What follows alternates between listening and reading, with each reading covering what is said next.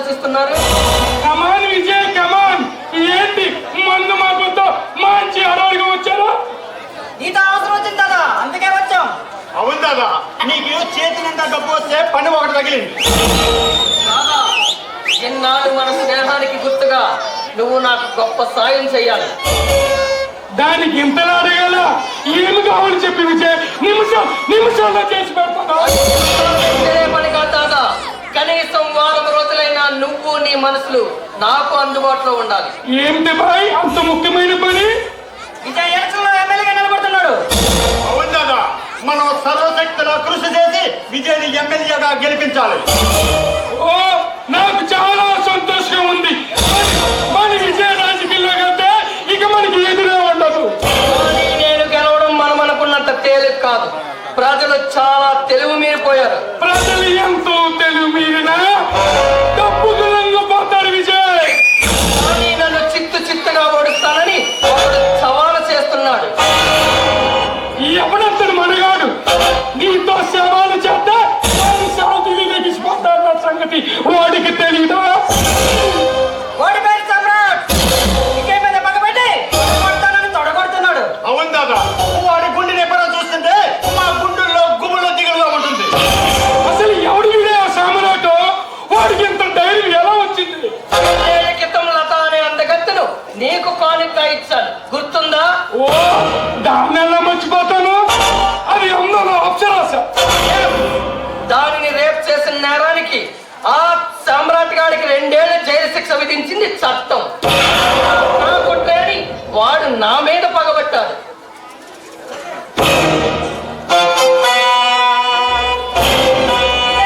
కూడా రాకుండా చేస్తానని రెచ్చిపోతున్నాడు. అందుకనే దాదా, వాడిని మూడో కంటికి కూడా తెలియకుండా సభ చేయాలి. కేవలం ఒక మనిషిని చంపడం కోసం మీరు ఎంత లేకంగా పడుతున్నారా? హత్యలు చేయటం మీకు కొత్త ఏమి కాదుగా.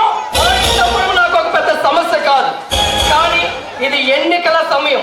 అందుకని నేను ఆలోచిస్తున్నాను. పొరపాటుని నేను హత్య కేసులో ఇరుక్కుంటే మనం అనుకున్నదంతా మట్టి కొట్టుకుపోతుంది. అందుకే నీ దగ్గరకు వచ్చాను. వాడితో పాటే చంద్రబాబు ఉన్నాడు. వాడితో కూడా మా గొడవగానే ఉంది. అవును దాదా, ఆ సామ్రాట్ గాని చంద్రం గాని నువ్వే పైలోగా పంపిస్తే ఆ దరిద్రం ముద్రపోతుంది. అయితే వాళ్ళిద్దరిని ఏమాత్రం అనుమానికం లేకుండా లేపేయాలి, అంతేగా? కరెక్ట్ దాదా. ఆ పని చేయడానికి నీకు 25 లక్షలు ఇస్తాను. పని పూర్తి చేయి. అరే తప్పకుండా చేస్తాను విజయ్. నిజానికి నువ్వు నేను ఒకే మార్గంలో డబ్బు సంపాదిస్తున్నాం. నువ్వు అంతేకాదు ఈ ఎలక్షన్లో నీకు ఉండాలని రంగంలోకి దించాలి. అవును దాదా, ఈ ఎలక్షన్ లో మాకు ఎవరైనా అడ్డు వస్తారంటే మీ గుండాలి అదుపులో పెట్టుకోవాలి. మాకు ఎవరిని కూడా అడ్డు రాకుండా నువ్వు జాగ్రత్తగా చూసుకోవాలి. కరెక్ట్ దాదా. ఇదంతా చేయడానికి నీకు 50 లక్షలు ఇస్తాను. పని పూర్తి చేయి. తప్పకుండా చేస్తాను విజయ్. నువ్వు ఊళ్ళో ఉండి ప్రజల్ని తెచ్చుకో, నేను ఊరు బయట ఉండి దేశాన్ని దోచుకుంటాను.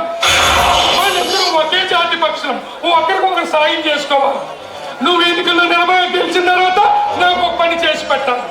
తప్పకుండా గుర్తించుకుంటాను దాదా. అప్పుడు ఏ చట్టమో నిన్ను పట్టుకోదు, ఏ పోలీస్ ఆఫీసర్ కూడా నీ జోలికి రాడు. అప్పుడే నువ్వు నిర్భయంగా నీ దోపిడీ చేసుకోవచ్చు. అవును దాదా, విజయ్ని ఎమ్మెల్యేగా గెలిపిస్తే మేము ఎన్ని దోపిడీలు దోసుకున్నా, ఎన్ని అక్రమాలు చేసినా, ఎన్ని మారణ హోమాలు సృష్టించినా సరే మనకి ఎదురే ఉండదు. ఓ మీ మాటలు వింటే నాకు చాలా సంతోషంగా ఉంది. రాబోయే కాలం రంగురంగుల్లో ఇప్పుడే నా కళ్ళ ముందు కనిపిస్తుంది.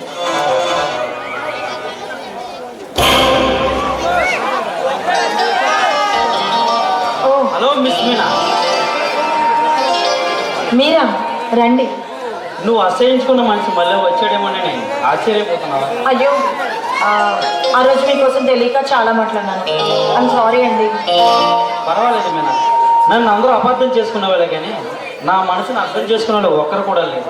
అయ్యో సారీ చెప్పాగా, అవి అంత ఆ విషయం వదిలేసేయండి ప్లీజ్. పదే పదే సారీ చెప్పడానికి మీరేం తప్పు చేయలేదు. తప్పంతా నాది. మనసిచ్చిన అమ్మాయిని మర్చిపోలేక త్రాగబోతుగా మారడమే నేను చేసిన తప్పు. అంటే మీరు ప్రేమలో మోసపోయారా? పట్టిన ప్రేమ కాదు, బలి కోరిన ప్రేమ.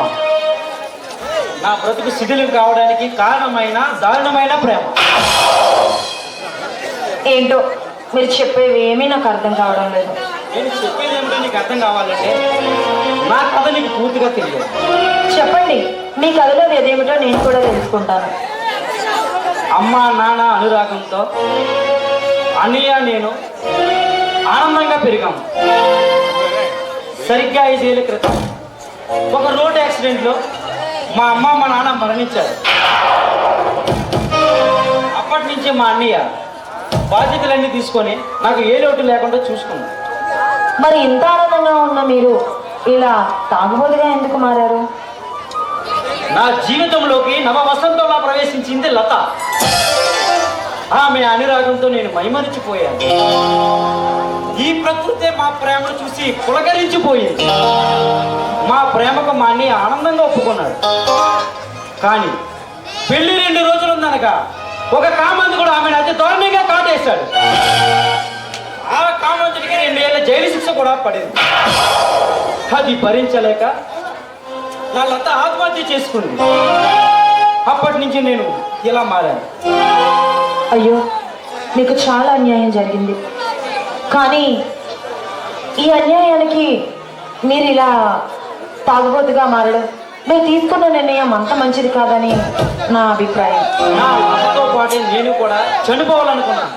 కానీ చావడానికి కూడా చాలా ధైర్యం కావాలి. నో, మీరు అసమర్థులు కాదు. ఆత్మహత్య పిరికి వాళ్ళ లక్షణం. అయినా మీరు ధైర్యంగా ఉండండి. ఇంకా ఏముందని లత మీనా, ఈ జీవితంలో మామూలుగా బ్రతకాలంటే నా వల్ల కావట్లేదు. చూడండి, దేవుడిచ్చిన అందమైన వరం ఈ మానవ జీవితం. అందుకే గతాన్ని మర్చిపోండి. ఇప్పటి నుంచి కొత్త జీవితాన్ని మళ్ళీ స్టార్ట్ చేయండి. ఇంకా ఈ జీవితంలో ఏముందని మారమంటున్నాం? నీచానికి నీచంగా మారిన మా విజయ్ అన్న అతి దారుణంగా జనాలు చంపుతూ ఉన్నాడు. నాకంటూ ఎవరు లేరు. నేను ఎవరి కోసం బ్రతకాలి, ఎందుకు బ్రతకాలి? ఈ లోకంలో ఎవరు ఒంటరి వాళ్ళు కాదు. అయినా నీకెవరు లేరని నువ్వెందుకు అనుకుంటున్నావు? మా బావ నీ స్నేహితుడేగా. ఇప్పటి నుంచి నేను కూడా నీ స్నేహితురాలే. నువ్వు కూడా నాతో స్నేహం చేస్తావా? తప్పకుండా చేస్తాను. మీ అన్నయ్యకి బుద్ధి చెప్తాను. నిన్ను మామూలు మనిషిగా మారుస్తాను. మా అన్నయ్య మీ కుటుంబానికి చేసే అన్యాయం గురించి నువ్వు అసహించుకుంటావు అనుకున్నానే, కానీ నీ స్నేహవస్తాన్ని అందిస్తావంటే నేను నమ్మలేకపోతున్నాను. పాలకైనా స్వచ్ఛమైన తెల్లని మనసుని నీతో స్నేహం చేయడం నాకు ఆనందమే తప్ప ఆవేదన అంతకన్నా కాదు. సరే, మనిద్దరి ఈ స్నేహానికి తీపి గుర్తుగా ఒక మంచి కాఫీ తీసుకొస్తాను.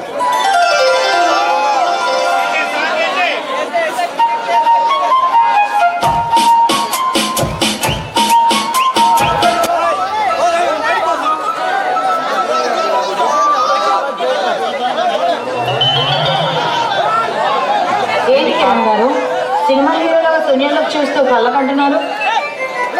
అబ్బాయి ఏమీ లేదు. కాఫీ తీసుకొచ్చావా? లేదు, పాలు పిల్లి తాగేసింది. నేను కాఫీ తాగాను కదా, ఎందుకంటే నేను మందు కొట్టాను. ఈసారి వచ్చిన సరిగ్గా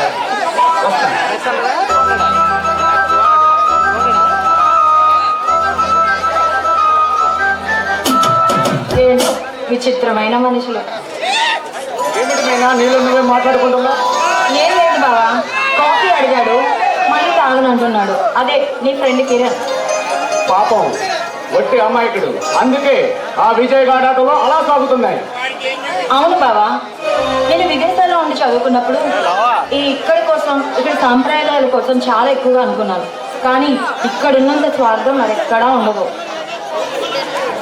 నిజానికి ఈ దేశం ప్రపంచ దేశాలకు ఆదర్శప్రాయంగా నిలుస్తుంది. కానీ మారే కాలానికి అనుగుణంగా ఇక్కడ స్వార్థం పెరిగిపోయింది. అవును బాబా, పక్కవాడిని దోచుకొని పైసలకు ఆనందం పొందడం నిత్యమైపోయింది మేనా. కానీ నేను ఢిల్లీలో ఉన్నప్పుడు ఈ ఊరి కోసం చాలా గొప్పగా ఊహించుకున్నాను. గురించి నువ్వు పట్టించుకోవు మీనా. ఎందుకంటే ఎదుటివాడి మీద బొద్దు తల్లి సరదాగా నవ్వుకోవడం ఇక్కడ మనుషుల సంస్కారం. సొంత లాభం కోసం ఎంత పాపానికైనా ఎదుటాడని నవరూప రాక్షసులు నవ్వుతూ తిరిగే నవ సమాజం ఇది. అవును బాబా, అందుకే మన నాన్నగారు ఇక్కడి నుంచి దూరంగా ఉంచి తను చదివించారు. ఇక్కడ వ్యవహారాలన్నీ నేను చూసుకుంటాను. నువ్వు వెళ్ళి మధ్యలో ఆగిపోయిన నీ చదువులు పూర్తి చేయి. లేదు బాబా, ఇంకా చదువుకోవడానికి నాకు ఇంట్రెస్ట్ లేదు. నేను ఇక్కడే ఉండి నాన్నగారి వ్యాపారాన్ని చూసుకుంటాను. నీవు చిన్నదానిపైనా నిజాయితీగా వ్యాపార రంగాన్ని నడిపిస్తున్నా మీ నాన్నగారి గొప్పతనాన్ని చూసి హత్య చేయించాడు ఆ విజయ్ గారు. కుళ్ళు కుతంత్రాలతో నిండిన వ్యాపార రంగాన్ని నువ్వు నడిపించలేవు. అవన్నీ చూసుకున్నాడికి పర్వాలేదు బాబా, నేను ఇక్కడే ఉంటాను, నాన్నగారి వ్యాపారాన్ని చూసుకుంటాను. ఆ విజయగాన్ని ఎలా అయినా ప్లాట్ఫామ్ స్థాయికి దిగజారుస్తాను. అదే నా ఆశయం. పాప చరిత్రలకు పాత పూజలు, పుణ్య పురుషులకు సకల పాతలు. ఇదే ఈ సమాజంలో జరుగుతున్న ఆచారం, ఈ దేశానికి పెట్టిన గ్రహసారం.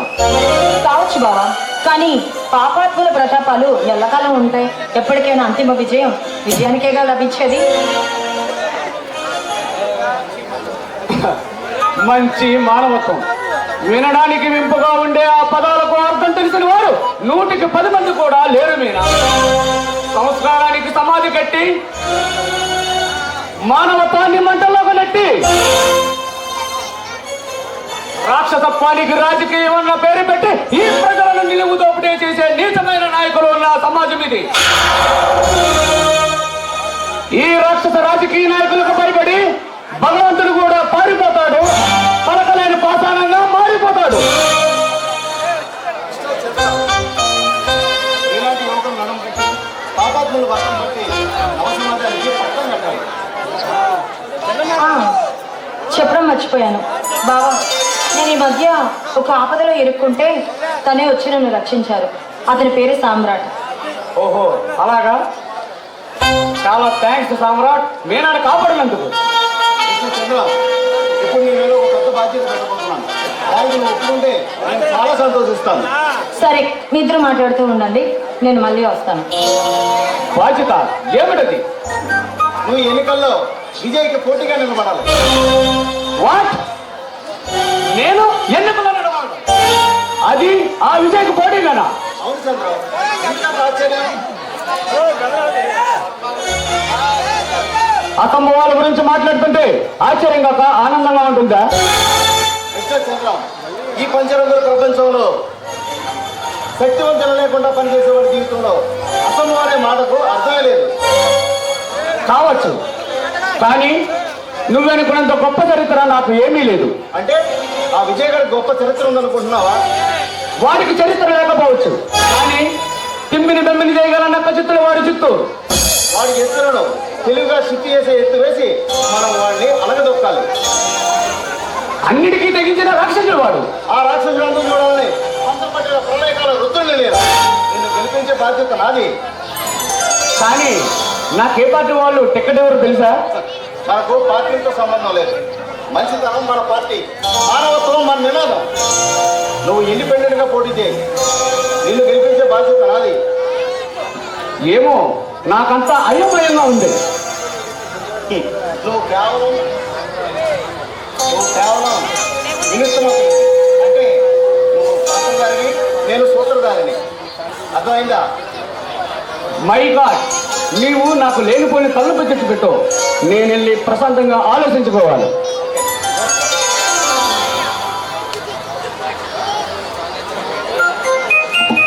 మా బావే సామ్రాట్. నీ బావకు ఒక పెద్ద బాధ్యత అప్పచెప్పాను. ఏమిటో? అదిరిపోయి ఆలోచించుకోవడానికి ప్రశాంతంగా ఉండే ప్రదేశానికి పారిపోయాడు. అలాగా? ఏంటి అంత పెద్ద బాధ్యత? దుష్ట శిక్షణ, శిక్ష రక్షణ చేసే కార్యక్రమంలో ప్రధాన పాత్ర వహించమంటే దిక్కు తోటగా దిగులు పడుతున్నాడు. మా బావేం తిరిగిపడి కాదు, కాకపోతే కాస్త ముందు వెనక ఆలోచిస్తాడు అంతే. నాకు మాత్రం నిన్ను చూస్తుంటే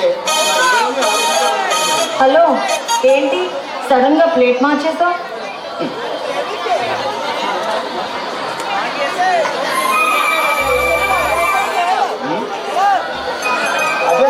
లాంటి అందగత్తే నా కళ్ళ మీద కనిపిస్తుంటే నాకేమి మాట్లాడాలనిపించట్లేదు. పాపం అబ్బాయి గారికి పైచ్యం ముదిరినట్టుంది. పైచ్యం కాదు పరమ సత్యం. ఆభూషణ నీ అందం పారభూషణ గంధంలో పరిమళం వెళ్తుంటే నా ఎదురైనా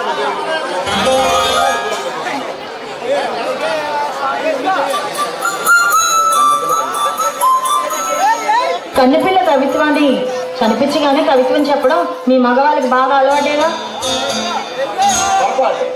అసలు సంజ వేళ వస్తున్న మస్క చేయగల ఈ మాట కనుగొన్న కనిపిస్తుంటే ఎదురైనా నా మధురిండా నువ్వే నిండిపోతున్నావు.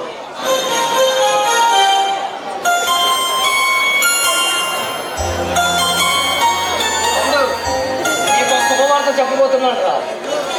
ఏమిటనియా, వ్యాపారంలో ఏమైనా లాభాలు వచ్చాయా? నేను ఎమ్మెల్యేగా పోటీ చేస్తున్నాను. ఈ రోజే నామినేషన్ కూడా వేశాను.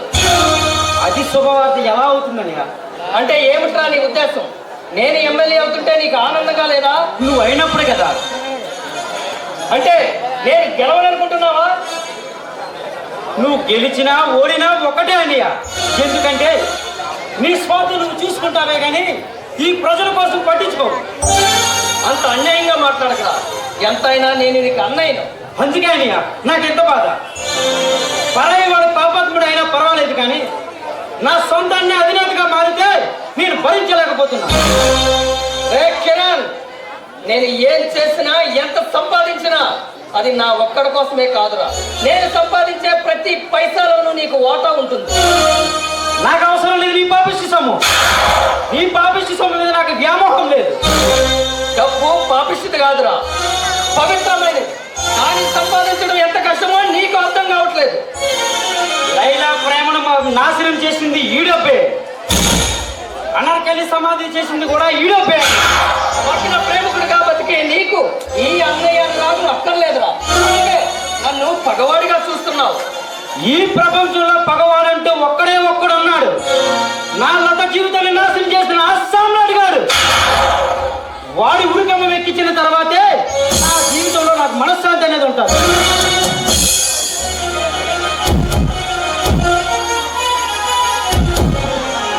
నిజానికి ఆ సామ్రాట్ నీకు పగవాడు కాదురా, నాకు యముడు.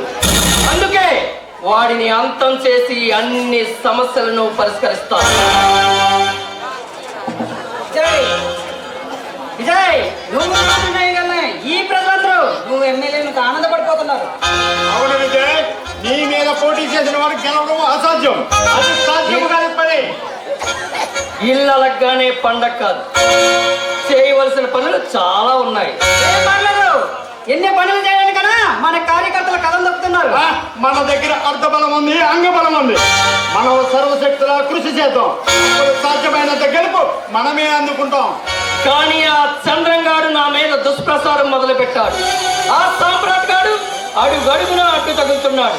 వాళ్ళిద్దరినీ అదుపు చేయలేకపోతే మనకు పరాజయం తప్పదు. ఆ ఏర్పాట్లను చేశాం విజయ్. మన సుప్రీం కాకుండా వాళ్ళిద్దరిని ఒకే గోత్రలో బాధపట్టి నీకు విజయార్థాలు అందిస్తారు. ఈ కమాయికులని ఈ ప్రజలందరూ మనం ఇచ్చే డబ్బు కోసం ఎదురు చూస్తూ ఉంటారు. అప్పుడు ఓట్లన్నీ మనకే వేస్తారు. సాధ్యమైనంత గెలుపు గొప్ప మెజార్టీతో మనల్ని గెలిపిస్తారు. మనం ఎన్నికల రణరంగంలో ఉన్నాము కాబట్టి ఎదుటివాడి శక్తిని ఎప్పుడూ తక్కువగా అంచనా వేయకూడదు. వాళ్ళిద్దరి మరణం తర్వాతే నాకు మనశ్శాంతి.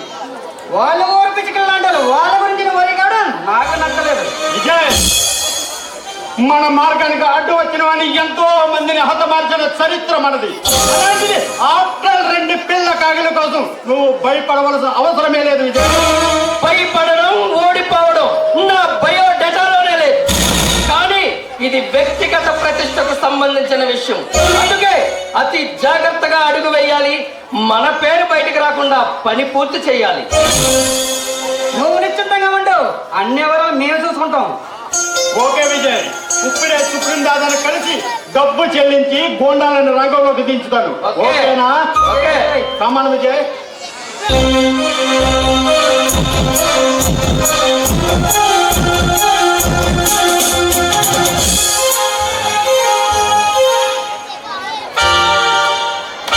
పరాజయం పొందబోతున్న ప్రజాద్రోహికి వందనం.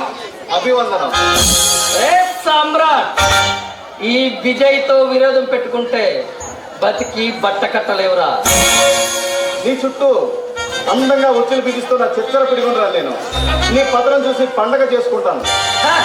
పతనమైన పరాజయమైన నా నీడను కూడా క్షమించడానికి సాహసించవు. తుండరి చేష్టలతో ఒంటరి పోరాటం చేయడానికి సిద్ధపడుతున్నావు నువ్వు. కానీ నువ్వు చివరికి సాధించేది శూన్యం. నేను చేస్తున్నది ఒంటరి పోరాటం కాదురా, ప్రజా పోరాటం. నీకు పోటీగా చంద్రాన్ని నిలబెడుతున్నాను. నిప్పులాంటి నిజాయితీని ఆయుధంగా చేసుకొని ఎన్నికల రంగంలో దిగుతున్నా ఆ చంద్రం చేతిలో నీకు వాటమి తప్పదు. చంద్రంగాడు నాకు నాకు పోటీయా? చిట్టెలకు వచ్చి సింహంతో పోరాడుతూ ఏమవుతుందో తెలుసా? నామ రూపాలు లేకుండా నాశనమైపోతుంది. నీ పేరు లాంటి చంద్రాన్ని సింహ కిశోరంగా మారుస్తాను. ఎన్నికల రంగంలో నిన్ను కడపేరుస్తాను. ఎన్నికలలో నిలబడడానికి అర్హత కావాలి. ఏం చూసి ఓట్లేస్తారు వాడికి ప్రజలు? అర్హత కులాన్ని అడ్డం పెట్టుకొని ప్రభుత్వాన్ని బెదిరిస్తున్నాడు ఒక నాయకుడు. మతాన్ని అడ్డం పెట్టుకొని ఈ ప్రజలను భయపెడుతున్నాడు మరో నాయకుడు.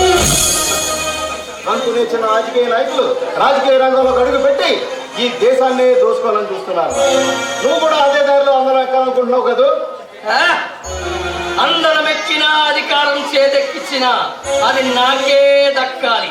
ఇలాంటి వాళ్ళు 100 మంది ప్రయత్నించినా ప్రాణాలు పోగొట్టుకుంటారే తప్ప విజయాన్ని పొందలేదు. నువ్వు నీ తొత్తులు పిచ్చుకొకల్లా ఎన్ని పాటలు పడ్డా చంద్రాన్ని ఓడించలేరు. నీతో ఛాలెంజ్ చేసి మరీ చెప్తున్నా, నీకు డిపాజిట్ కూడా దక్కదు. కాబట్టి సవాల్ చేస్తున్నా, దమ్ముంటే కాస్త ఏ సమ్రాట్, తొందరపడి తొడగొట్టకు. మెడ లేకుండా పోతాయి. మీ ఇద్దరిని చిత్రవద చేసి ప్రాణాలు తీసి నేను పదవిని అందుకుంటాను. నీకు సంతాన సభ, నాకు సన్మాన సభ ఈ నగర నడిబొడ్డులో జరుగుతాయి. గుర్తుంచుకో. నీ పాపిష్టి డబ్బుతో ఈ ప్రజలను మండి పెట్టచ్చు, దండిగా ఓట్లు సంపాదించే ఆశపడుతున్నావు కదా. ఆ డబ్బుతో పని లేకుండా, ఆ గోండాయితో సంబంధం లేకుండా కేవలం నా తెలివితేటలతోనే నిన్ను ఓడిస్తాను. నేను వేసే పథకం తెలియగానే నువ్వు గుండె ఆగి చేస్తావా? వస్తా.